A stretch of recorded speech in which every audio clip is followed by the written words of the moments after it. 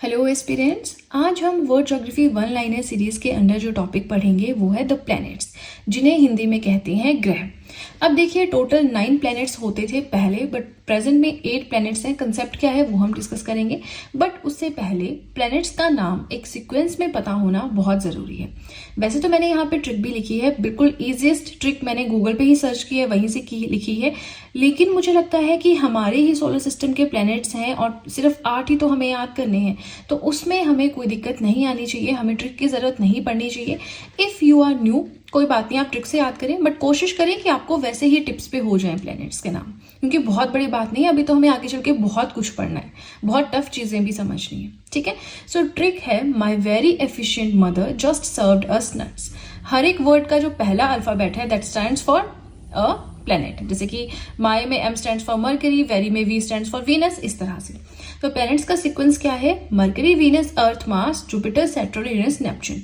Now Pluto 9th planet हुआ करता था, बट अब वो नहीं है, क्योंकि 2006 में एक न्यू डेफिनेशन आई थी प्लैनेट की, जिसके हिसाब से वो प्लैनेट्स के कैटेगरी में फिट नहीं होता था, तो तब से वो प्लैनेट नहीं है, अब वो है एक ड्वार्फ प्लैनेट, राइट।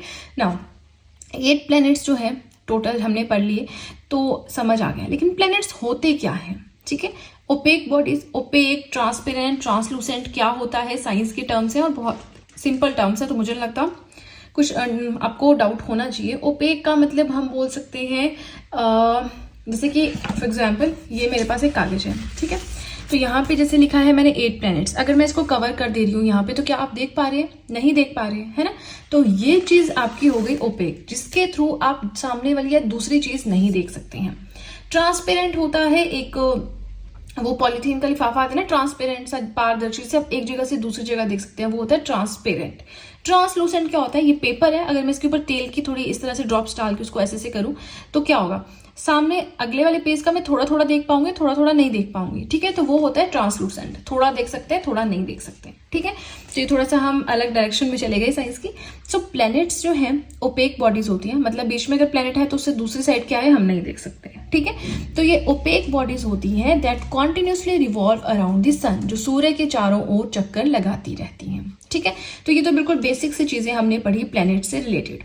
अब थोड़ा सा एडवांस लेवल पे चलते हैं, ज्यादा नहीं, स्टेप बाय स्टेप चलेंगे। देखिए, वन लाइनर हमारे स्टार्ट होते हैं। फर्स्ट पॉइंट है इनर प्लैनेट्स आर। अब हम पढ़ते हैं ना कि इनर प्लैनेट्स होते हैं, आउटर प्लैनेट्स होते हैं, मतलब क्या है इन inner planets and outer planets का? तो देखिए, इनर प्लैनेट्स वो होते हैं whose are nearer to the sun, जो सूर्य के नजदीक होते हैं, ठीक है। तो इनर प्लैनेट्स, आउटर प्लैनेट्स को आप 4 में डिवाइड कर सकते हैं। जो पहले 4 हैं ये हैं आपके इनर प्लैनेट्स, क्योंकि ये सूर्य के पास है। जो बाकी के 4 हैं ये हैं आपके आउटर प्लैनेट्स, क्योंकि ये सूर्य से दूर हैं। बस वही चीज मैंने यहाँ पे थोड़ा शब्दों के खेल में लिखी हुई है, that inner planets are nearer to the sun. समझ आ गया आपको? ऑल्सो कॉल्ड एज टेरेस्ट्रियल और रॉक प्लैनेट्स। रॉक से बने होती हैं, इसलिए इन्हें टेरेस्ट्रियल प्लैनेट या रॉक प्लैनेट्स भी कहती हैं। कौन कौन से आते हैं इसके अंदर? Mercury, Venus, earth and Mars. Have few और नो नेचुरल सैटेलाइट्स, या तो इनके बहुत ही कम नेचुरल सैटेलाइट्स होंगे या फिर होंगे ही नहीं, ठीक है। And have a faster and shorter period of revolution. Revolution क्या होता है, रोटेशन क्या होता है, तो भी एक अलग से कंसेप्ट आता है। रेवोल्यूशन का मतलब होता है, जैसे सूर्य है, हमें पता है सूर्य के चारों प्लैनेट्स चक्कर लगाते रहते हैं ऐसे ऐसे, तो किसी चीज के चारों ओर चक्कर लगाना is known as revolution. And rotation क्या होता है? जैसे ये आपकी, जैसे ये मान लीजिए हमारी अर्थ की एक्सिस है, अर्थ इसके ऊपर रोटेट करती रहती है इस तरह से, उसे हम कहते हैं अपने ही एक्सिस पे घूमना, माने रोटेशन। किसी चीज के चारों ओर चक्कर लगाना माने रेवोल्यूशन। ये 2 टर्म्स में बड़ा कंफ्यूजन होता है स्टार्टिंग में, ठीक है। जिनका तो आर्ट्स बैकग्राउंड है वो इन सब्जेक्ट से जुड़े रहते हैं ना, तो उनको प्रॉब्लम नहीं आती, बट जो इंजीनियरिंग या मार्केटिंग कुछ इस तरह से आएगा, फिर उसको बहुत ऐसा लगता है, छोटी छोटी चीज भी बहुत बड़ी लगती है, ठीक है। तो ये हो गए हमारे इनर प्लैनेट्स। आउटर प्लैनेट्स क्या होते हैं? Far away from the sun, जो सूर्य से बहुत दूर होते हैं। ऑल्सो कॉल्ड एज जोवियन और गैसियस प्लैनेट्स, इन्हें जोवियन या गैसियस प्लैनेट्स भी कहते हैं। इसमें आते हैं बाद वाले 4, यहाँ पे देख सकते हैं Jupiter, Saturn, Uranus and Neptune, ठीक है जी। अब ये इनर प्लैनेट्स, आउटर प्लैनेट्स बहुत इजी हैं, तो इसमें मुझे नहीं लगता आपको कोई डाउट होगा। आगे चलते हैं, छोटे छोटे पॉइंट्स आते हैं, फटाफट से इन्हें कवर करते हैं। Fastest revolution in the solar system.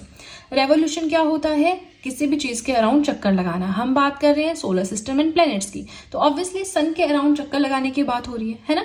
तो fastest revolution in the solar system, solar system में सूर्य के चारों ओर सबसे जल्दी चक्कर कौन लगाता है?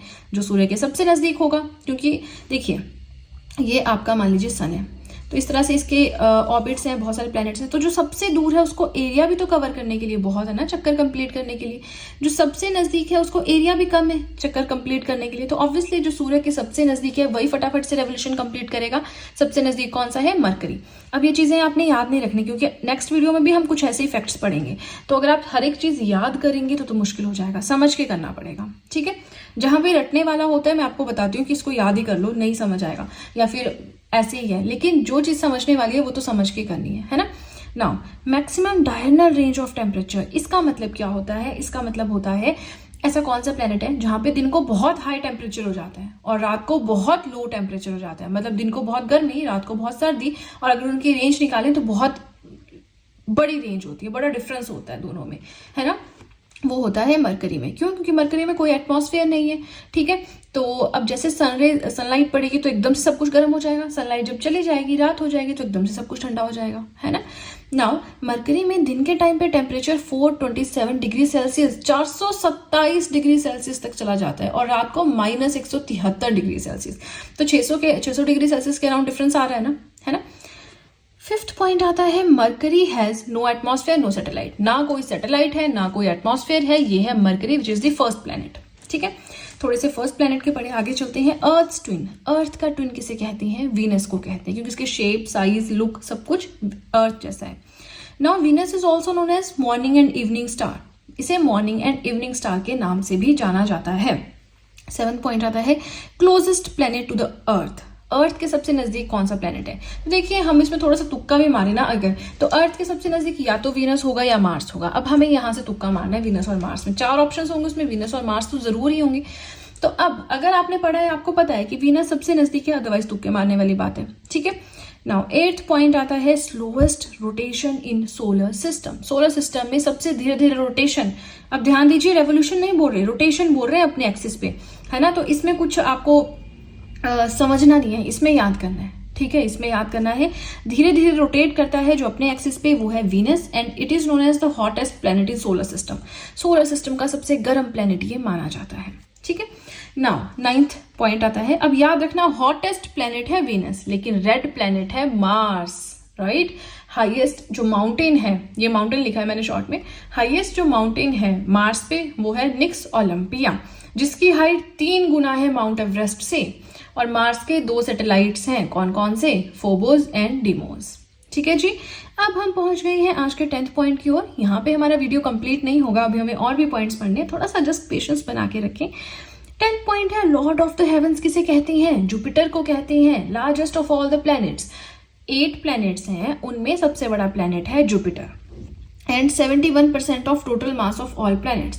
प्लैनेट्स का जितना भी मास है उसमें 71% जुपिटर का है। अब यहाँ पे आप लोग कंफ्यूज होंगे, जो न्यू कमर्स हैं वो जरूर कंफ्यूज होंगे कि हमने सन में पढ़ा था कि सोलर सिस्टम का 99% पार्ट सन कवर करता है, तो 1% बचा मेटेराइट्स, एस्टेरॉइड्स, प्लैनेट्स के लिए। लेकिन अब हम बात कर रहे हैं जुपिटर की 71%। तो देखिए टोटल प्लैनेट्स का जितना भार है, मास है, उसका 71% जो है जुपिटर का है। ठीक है, अब आपको एक चीज समझाती हूँ। जैसे मान लीजिए ये हमारी अर्थ है, ठीक है, हम बोलते हैं ना कि 71% पार्ट पे वाटर है, 29% पे लैंड है। अब अगर मैं आपको ये बोल दूं कि जो लैंड वाला एरिया है, फॉर एग्जाम्पल, ऐसा है नहीं है, फॉर एग्जाम्पल कि लैंड वाले एरिया में 50% पे माउंटेन एरिया है, 50% पे प्लेन्स है, तो आप बोलेंगे कैसे, ये तो 29% है। अब ये जो 29% लैंड हमारी बच गई, इस लैंड को हम 100% कंसीडर करते हैं। ठीक है, तो वैसे ही सोलर सिस्टम का 99% सन का हो गया, जो 1% बचा उसे हम 100% कंसीडर करके फिर जुपिटर का 71% निकाल रहे हैं। आई होप आपको कंसेप्ट समझ आया हो। मैथ्स का थोड़ा कंसेप्ट है, मे भी मैं समझाने में नहीं सक्सेसफुल हुई हूं, तो आप थोड़ा सा मैथ का वाला कंसेप्ट देख लेना, बहुत ईजी है, बहुत ही ज्यादा ईजी है, बट थोड़ा सा समझें इसको, है ना। चलिए, इसी के साथ हमारा फर्स्ट पेज हुआ कंप्लीट। आपसे अगेन रिक्वेस्ट है कि जो भी पॉइंट्स आपको लगते हैं आपको नहीं पता, उनके नोट्स बनाएं। ठीक है, हर एक चीज के नोट्स नहीं बनाने, अगर तो आप सारे नोट्स बना सकते हो तब तो बहुत अच्छी बात है, आपकी इतनी राइटिंग प्रैक्टिस हो जाएगी ना कि आप भूलेंगे नहीं चीजों को।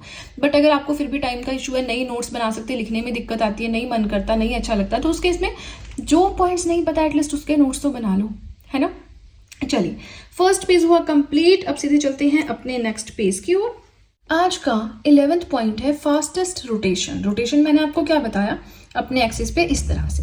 तो स्लोएस्ट रोटेशन हमने किसकी पढ़ी थी, वीनस की। फास्टेस्ट किसकी है, जुपिटर की, अपने एक्सिस पे। ठीक है, रोटेशन रेवोल्यूशन कंफ्यूज नहीं होना है। नेक्स्ट पॉइंट आता है जुपिटर हैज, जुपिटर के कितने सैटेलाइट्स। तो देखिए मेरे पास दो बुक्स हैं, एक बुक में दिया है 69 सैटेलाइट्स, एक में दिया है 92 सैटेलाइट्स। ठीक है, तो अब आप देख लीजिएगा आपको क्या फॉलो करना है, क्योंकि अब होता है ऐसा ना कि ये पहली चीज ये जरूरी नहीं है कि किसके कितने सैटेलाइट्स हैं, थोड़ा सा अपनी अंडरस्टैंडिंग के लिए होता है। जैसे कि आपको क्वेश्चन ऐसा कभी नहीं आएगा कितने सैटेलाइट्स हैं, ऐसा आ सकता है कि यूरोपा है, ये कौन से प्लेनेट का सैटेलाइट है, तो वो आपको पता होना चाहिए। ठीक है, तो यहाँ पे देखते हैं जुपिटर के जो फेमस सैटेलाइट्स हैं, आयो या आईनॉट, यूरोपा, गैनीमेड, कैलिस्टो, इन सबको गैलीलियो सैटेलाइट्स भी बोलते हैं क्योंकि ये गैलीलियो के द्वारा डिस्कवर किए गए थे। ठीक है, नाउ इसमें जो आईनॉट है that is the densest satellite, सबसे ज्यादा डेंसिटी वाला सैटेलाइट ये कंसिडर किया जाता है। सबसे ज्यादा डेंसिटी वाला प्लेनेट कौन सा है, अर्थ, लेकिन अर्थ के बारे में पढ़ेंगे तब वहां पे इस बारे में डिस्कस करेंगे। आईनॉट जो है सबसे ज्यादा डेंसिटी वाला सैटेलाइट है। गैनीमेड जो है that is the largest satellite of the solar system, solar system का सबसे बड़ा सैटेलाइट है गैनीमेड। ठीक है, 13 पॉइंट की ओर चलते हैं, प्लेनेट विद लीस्ट डेंसिटी, ऐसा कौन सा प्लेनेट है जिसकी डेंसिटी बहुत कम है, तो वो है सैटर्न। 14th आता है Saturn has 3 well defined rings, 3 well defined rings है सैटर्न के अराउंड। इसका मतलब क्या है, ये मान लीजिए आपका सैटर्न है तो इसके अराउंड इस तरह से 3 जो है वेल डिफाइंड रिंग्स हैं। ठीक है, Titan is a satellite of Saturn, Saturn का एक सैटेलाइट है टाइटन। तो हम क्यों पढ़ रहे हैं इसके बारे में, because this is the only satellite with N atmosphere like earth, ये इकलौता ऐसा सैटेलाइट है जहां पे जो एटमॉस्फेयर है, ठीक है, जो वातावरण है, एटमॉस्फेयर है, एग्जैक्ट वर्ड देख लीजिएगा, तो जो एटमॉस्फेयर है वो एक्जैक्टली अर्थ की तरह है, स्पेशली वहां पे नाइट्रोजन बहुत पाई जाती है। जैसे अर्थ के एटमॉस्फेयर में मैक्सिमम गैस कौन सी है, ऑक्सीजन नहीं है, नाइट्रोजन है। ठीक है जी, 16th पॉइंट अगर हम देखें, planet identified by William Herschel in 1781, 1781 में विलियम हर्शल ने जिस प्लेनेट को डिस्कवर किया था, आइडेंटिफाई किया था, वो था यूरेनस। एंड 17th पॉइंट, ये दोनों सेम है, बस थोड़ा सा डिफरेंस है कि विलियम हर्शल ने 1781 में यूरेनस को डिस्कवर किया था, J.G. गेल ने बर्लिन के जो थे उन्होंने 1846 में नेपच्यून को डिस्कवर किया था। ठीक है जी, तो ये दो आपने याद रखना है। 18th पॉइंट आ गया आपका प्लूटो। प्लूटो के बारे में हमने वैसे ही पढ़ लिया, यहाँ पे इस पॉइंट की जरूरत थी नहीं एज सच, बट फिर भी थोड़ा सा देख लेते हैं। Removed from the category of planet in 2006, 2006 में प्लेनेट की कैटेगरी से हटा दिया गया है। Now is the second largest dwarf planet in the solar system. Total 5 dwarf planets हैं सोलर सिस्टम में, उसमें दूसरा सबसे बड़ा हो गया है अब प्लूटो। अब देखिए ये एक यहाँ से क्वेश्चन आता है, तो ये थोड़ा सा डिस्कस करते हैं। प्लैनेट्स उनके साइज के हिसाब से एंड प्लैनेट्स उनकी डेंसिटी के हिसाब से, जो हमने पहले पढ़े थे ना शुरू में, माय वेरी एफिशिएंट मदर वाली ट्रिक, तो उसमें जो प्लैनेट्स थे वो थे अपनी क्रोनोलॉजी, अपने सीक्वेंस के हिसाब से कि सबसे नजदीक सन के कौन है, फिर कौन है, फिर कौन है, इस तरह से। ये 2 चीजें पढ़ेंगे, बहुत इंपॉर्टेंट है। बट उससे पहले रिक्वेस्ट है कि वीडियो पसंद आए तो लाइक बटन जरूर प्रेस करें।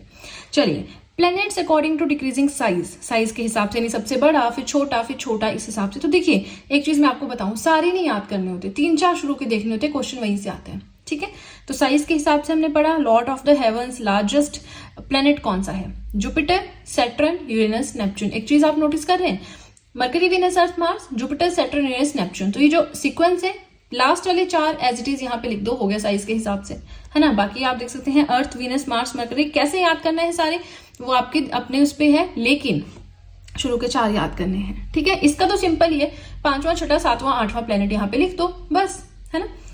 नेक्स्ट आता है planets according to decreasing density, यानी सबसे ज्यादा डेंसिटी किसकी है, फिर कम फिर कम फिर कम, वो पता होना चाहिए। ठीक है, साइज सबसे छोटा याद रखना है मरकरी, वैसे ही डेंसिटी सबसे कम याद रखना है सैटर्न, ये हमने पढ़ भी लिया है। नाउ सबसे ज्यादा डेंसिटी, सबसे ज्यादा घना कौन सा है, अर्थ जिसपे हम रहते हैं, then Mercury, Venus, Mars, Neptune, Jupiter, Uranus, Saturn. सबसे ज्यादा डेंसिटी है अर्थ की और सबसे कम है सैटर्न की, ये याद रखने वाला है। ठीक है जी, तो चलिए आज के लिए इतना ही। आई होप मैंने जो पढ़ाया आपको समझ में आया है, वीडियो अच्छी लगी है, और अगर वीडियो अच्छी लगी है तब तो बहुत ही ज्यादा अच्छे से पता है कि क्या करना है। जल्दी से कर दीजिए चैनल को सब्सक्राइब, बेल आइकन को कीजिए प्रेस, सो दैट मैं जैसे कोई वीडियो अपलोड करूं सबसे पहले नोटिफिकेशन आपके पास पहुंचे। प्लस जो भी आपके फ्रेंड्स हैं जो भी गवर्नमेंट एग्जाम्स के लिए प्रिपेयर कर रहे हैं, उन लोगों के साथ भी मेरे चैनल का लिंक जरूर शेयर करें, so that in handwritten notes का उन्हें भी कुछ फायदा हो सके। तो चलिए फ्रेंड्स, आज के लिए इतना ही, अब हम मिलेंगे नेक्स्ट वीडियो में। So that's it and see you soon.